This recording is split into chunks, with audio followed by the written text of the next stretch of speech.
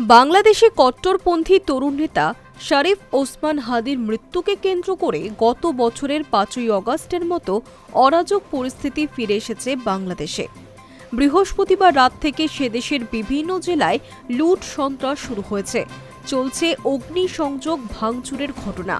বৃহস্পতিবার মধ্যরাতে প্রধান উপদেষ্টা মোহাম্মদ ইউনূস জাতির উদ্দেশ্যে টেলিভিশন ও রেডিওতে ভাষণ দেন। ভাষণে তিনি হাদিকে শহীদ ঘোষণা করে শনিবার রাষ্ট্রীয় শোক পালনের কথাও ঘোষণা করেন। ভাষণে তিনি দেশবাসীকে শান্ত থাকার আহ্বান জানান। ওয়াকিবহল মহলের পর্যবেক্ষণ হল, ইউনূসের ভাষণের পর হিংসা থামার পরিবর্তে আরও বেড়ে গিয়েছে। প্রয়াত হাদিকে সরকারিভাবে শহীদ ঘোষণার সিদ্ধান্তে কট্টরপন্থীরা হামলায় আরও বেশি সক্রিয় হয়ে ওঠে বলে একাধিক মহল মনে করছে। ফলে দেশকে শান্ত রাখাই মাঝরাতে ইউনূসের ভাষণের উদ্দেশ্য ছিল কিনা তা নিয়ে উঠতে শুরু করেছে প্রশ্ন। অনেকেই মনে করছেন, তড়িঘড়ি এই প্রয়াত নেতাকে শহীদের মর্যাদা দিয়ে ভারত বিরোধিতা উস্কে দেওয়ার চেষ্টা হয়েছে। বৃহস্পতিবার রাতেই জামাত ইসলামের এবং জাতীয় নাগরিক পার্টি হাদির মৃত্যুতে ভারতকে নিশানা করে। হাদির হত্যাকারীরা ভারতে আশ্রয় নিয়েছে বলে অভিযোগ করে ওই দুই দল। যদিও তাৎপর্যপূর্ণ, হাদির মৃত্যুতে শোক প্রকাশ করলেও বিএনপি এই ইস্যুতে এখনো পর্যন্ত ভারত বিরোধী অবস্থান নেয়নি।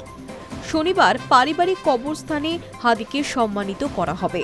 তার আগে রাষ্ট্রীয় মর্যাদায় তার জানাজা বা প্রার্থনার আয়োজন করবে সরকার। হাদির মৃত্যুর খবর ছড়িয়ে পড়তেই গত বছরের ৫ই অগাস্টের মতো বৃহস্পতিবার রাতে উগ্রবাদীরা ফের ধানমন্ডিতে বঙ্গবন্ধু শেখ মুজিবুর রহমানের বাড়িতে হামলা চালায়। গত বছর ৫ই অগাস্টের পর থেকে বাড়িটিতে এই নিয়ে ৫ বার হামলা চলল। যদিও ওই বাড়ির মাত্র ১/৪ অবশিষ্ট রয়েছে।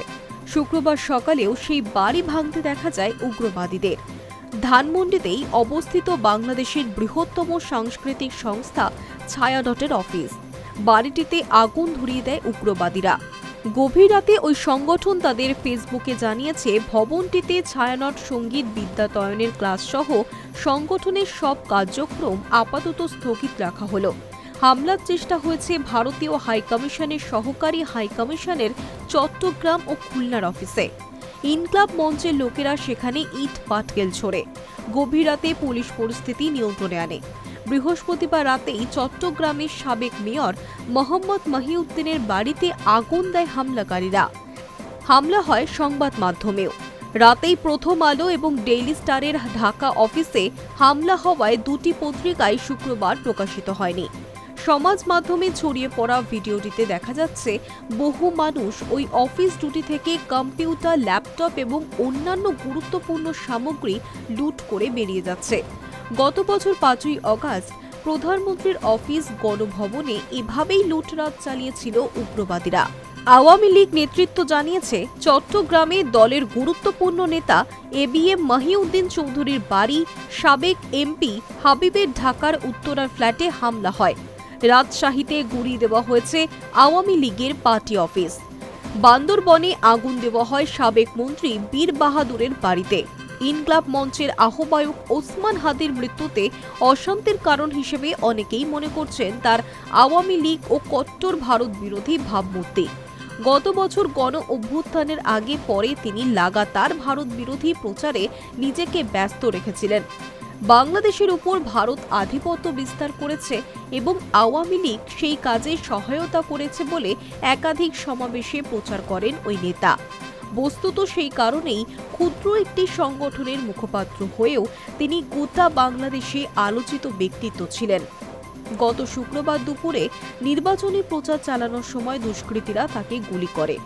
ঢাকার দুটি বড় হাসপাতালে চিকিৎসার পর তাকে সরকারি খরচে সিঙ্গাপুরে নিয়ে যাওয়া হয়েছিল। বৃহস্পতিবার দুপুরে প্রধান উপদেষ্টার অফিস থেকে সমাজ মাধ্যমে জানানো হয়, হাদির শারীরিক পরিস্থিতি ভালো নয়। বৃহস্পতিবারই সিঙ্গাপুরের হাসপাতালে হাদির অপারেশন হয়েছিল। তারপর তিনি শেষ নিঃশ্বাস ত্যাগ করেন। জানা গিয়েছে, দুপুরে তার শারীরিক পরিস্থিতি সংকটজনক বলে ঘোষণার পর থেকেই উত্তেজনা চড়তে শুরু করেছিল। High News network.